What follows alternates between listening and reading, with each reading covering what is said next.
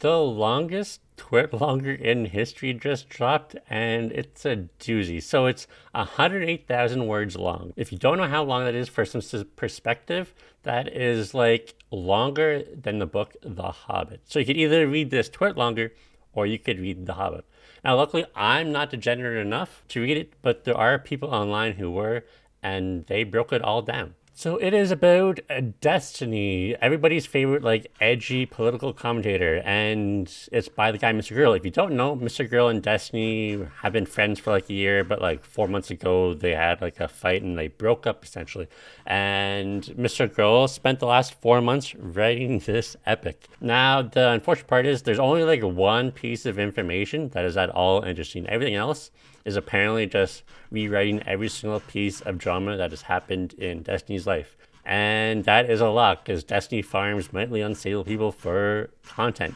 So what's the interesting piece of information? If you don't know, Destiny has admitted to cheating on every long-term relationship he's ever had, including his current wife. And his wife has come out and said, like, yeah, he's cheated on me and I'm not going to leave him. Now, it makes it more confusing for most people because they're in like an open relationship. So like, how can you cheat? But there's boundaries and he broke those boundaries and they're both considered cheating. Now, the interesting part out of these 108,000 words is like maybe 50 words where it's him talking to another mentally unstable person saying that he's fallen in love with another woman and he's going to leave his wife for this person and he's been cheating on his wife. That person is Lauren Southern, which if you don't know is a super alt-right chick. Now the problem comes to whether or not this is credible because Destiny has come out and denied that he was ever going to leave his wife or that he ever was going to leave his wife for Lauren Southern. The problem is that the person who wrote this is Mr. Girl, and he has a sordid history. He's been banned from multiple platforms, has said some really questionable things, like the time he said that he found the girls who are like underage and cuties hot when they were twerking. He also has come out and was a self-admitted rapist. He's also done music videos, which are quote-unquote ironic, of him being a pedophile, but then he says how underage girls and cuties were hot when they twerked. So at the end of the day, it's going to accomplish nothing for Destiny's career because who really cares if he's going to cheat on his wife? He'll just end up like the Doc. Maybe people will mean about it for like a couple weeks and that's about it. But something that is a lot more serious is false accusations against men. So what happened is this writer in 2020, he was big in the games industry. He worked for like Fallout. He worked on Dying Light 2. He worked on a bunch of other games.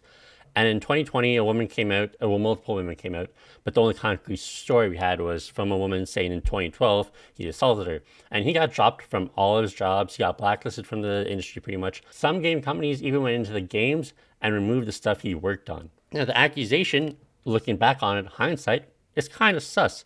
What she said happened was he went to the bar with his company card and was like quote unquote force feeding her drinks, got her like blackout drunk, and then they went back to her hotel room. However, two of her friends came with them, and in front of her friends, he grabbed her face, kissed her, and then a little while later, her friends tried to get him to leave the room with them. He refused. So what did good friends do?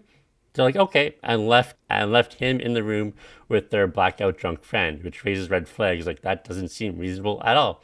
But then she says after they left, he undid her pants, put his hand down her pants, and she said, this isn't a good idea, I'm on my period, and he stopped.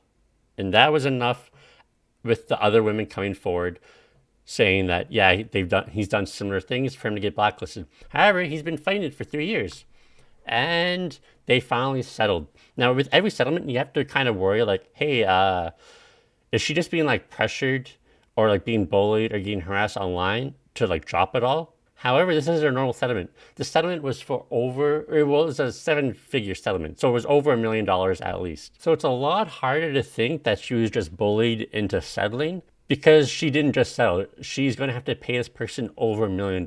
So it seems like it was really a false accusation.